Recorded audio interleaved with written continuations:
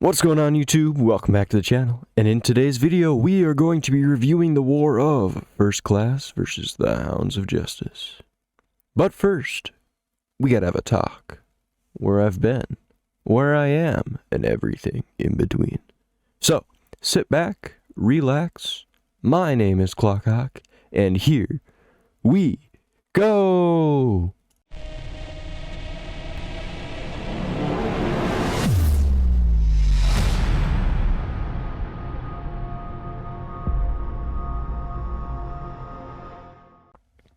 Alright, chat. Let's have a chat. Is that alright, chat? Chat, can we chat? Alright, chat, we're chatting. Anywho, I've been out for a while. I posted a video with Uriel the Divine before the race ended, just because, to make sure everyone's decisions were properly influenced. Other than that, it's been a while. Had one quick surprise stream, and that was about it. I have been away. And for good reason. The reason I'm about to give you. But before I give you that reason, I want you to take this video straight out of full screen. That's right, I know you're in full screen. Take it out of full screen. There's a little red button at the bottom there. Not really at the bottom, you know, somewhere in the middle, kind of. Depends on what you're using. I want you to click that red button that says subscribe. If you already subscribed, click it twice. You know, you never know. Just be sure. Unsubscribe, then resubscribe. Ready, guys? Everyone, unsubscribe, now resubscribe. And then, right next to that, there's a little bell. I want you to click that bell. That way you can get notified every time there is a video or a live stream. Thanks so much. It means a lot. On to the reasoning. Now, I was away. I've been away. I still am away. Due to some bodial complications. Due to no fault of my own or anyone else's, I developed something in my body. It was due to poor genetics, I guess.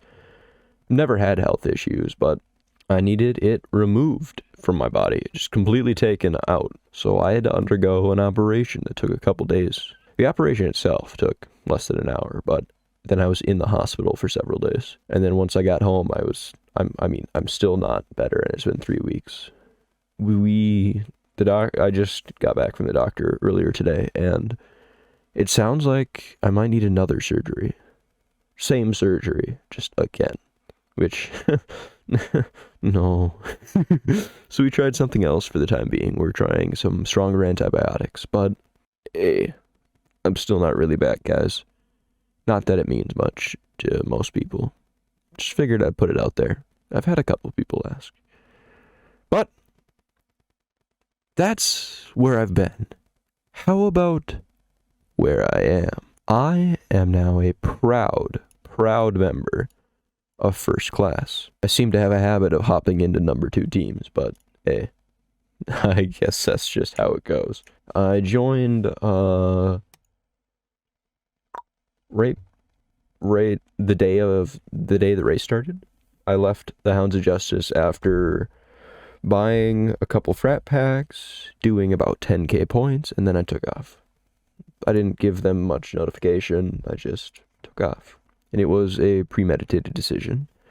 Where I went was not premeditated, that was just up to fate, and convincing and compelling arguments. And then, oh gosh, naturally with my luck, I joined about 9-10 days ago. Not long after, about a week after, we matched the Hounds of Justice. And if you notice something, the unbeatable Titan is on the red side of this one.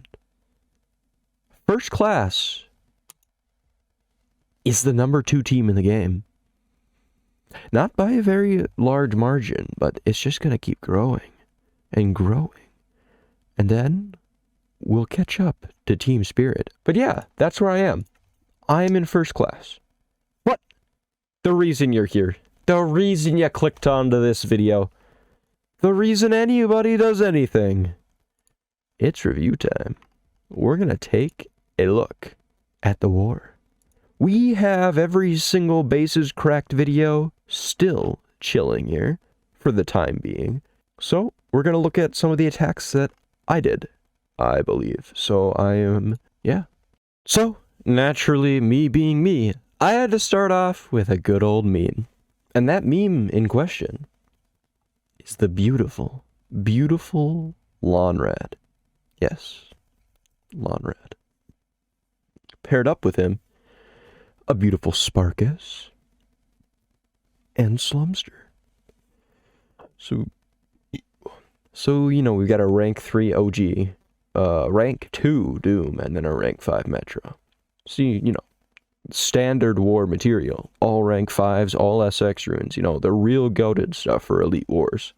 Versus our favorite person, our double talent holding Garnixel.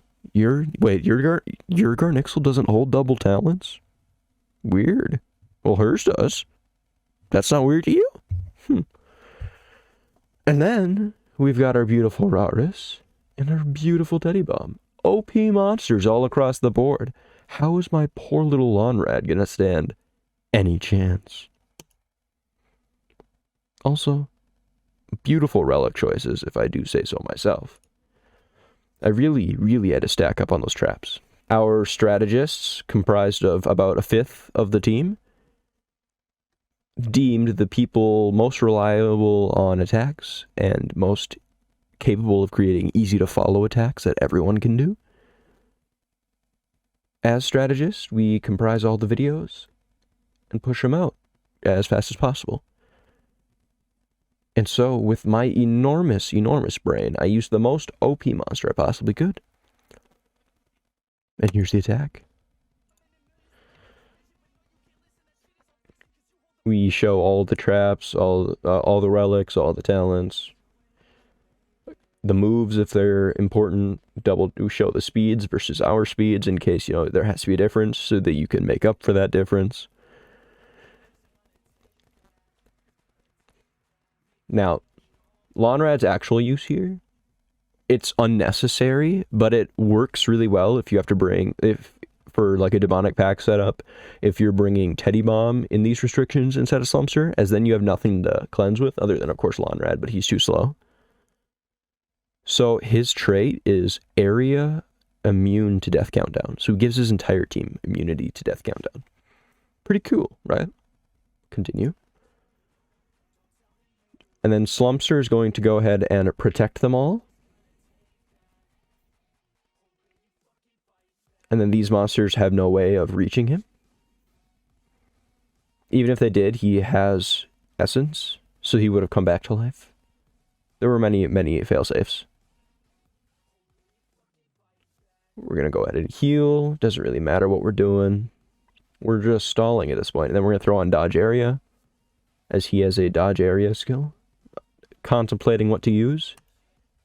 So this applies dodge area, evasion, and positive effect protection to Lawnrad.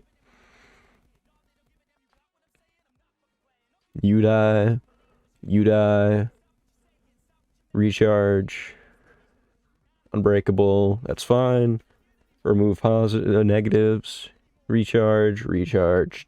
Dead. Pretty hard to follow. Elite Wars aren't the biggest, the baddest, the giant rank 5s that people make them out to be. You use the lighter stuff like this. So, we're going to take a look at the next video. Next up, we're going to be hitting Nick B, a pretty good player on the Hound side. He is running a beautiful bodyguard Syntheris paired with double dodge area to his taunt. Nanite Cloud, Phase Shield, and then Tactical Scouter, I believe, as I do not have Adrenaline Injector, wasn't playing during the Metro era, and that was something that you can't obtain. So, there they go. He applies the Vulnerable, and then we just take it off. Teddybomb goes, he removes, and then he does his stun skill. Yep. Dark Voltic, just gonna give him some Dark Weakness, and this is gonna come into play later, too. So, Area Dodge and Dark Weakness. Maybe. Sometime today. There we go. Electrifying Armor. Good, good. And then we're going to protect Syntheris again, and then we're going to use that next turn for something a little better. You can't do anything. You can't do anything. Then we're going to remove that beautiful damage mirror. I know you were counting on it, but unfortunately we're taking that away. Perfect. Now we go. Oh, beautiful damage. Beautiful damage. Absolutely beautiful. Hit him. Good. Hit him again. Almost there. Not quite. There you go. And one more for the road. Perfect. Now we concentrate on the biggest threat, teddybomb. Because what's Firecatcher going to do on its own? We continue on teddybomb for a bit. Now it's just a matter of the boring part, killing him. There we go. 900k health. Not for long. Now at the end of this, I was very cautious with my hit because I was thinking to myself about what the relics did. You know, 50k damage. Could have been scary in an alternate scenario. You always got to watch those kinds of things. That's what differentiates someone who just willy-nilly attacks and someone who's good at attacking. That's not me tooting my own horn. I'm average. I am what I am. I typically don't use the big things that I wail on for my attacks because if I'm doing videos for people who don't have those, yeah.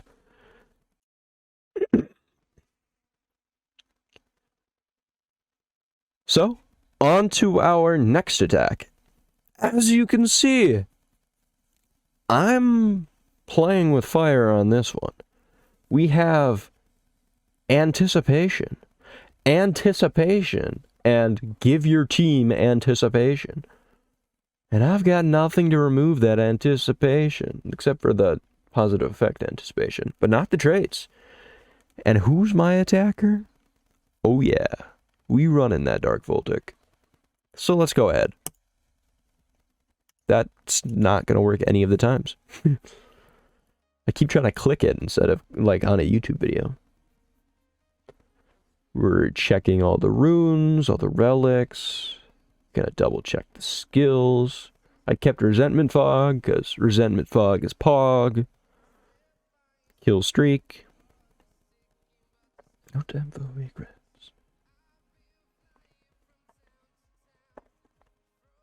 Beautiful Regine. I recently rank 5'd him. He's such a good monster. He also makes an amazing bounty hunt attacker, if you did not know that. Something to think about.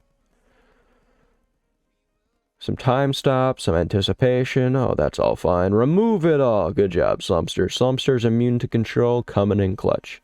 Now, the reason this was able to work is because I was able...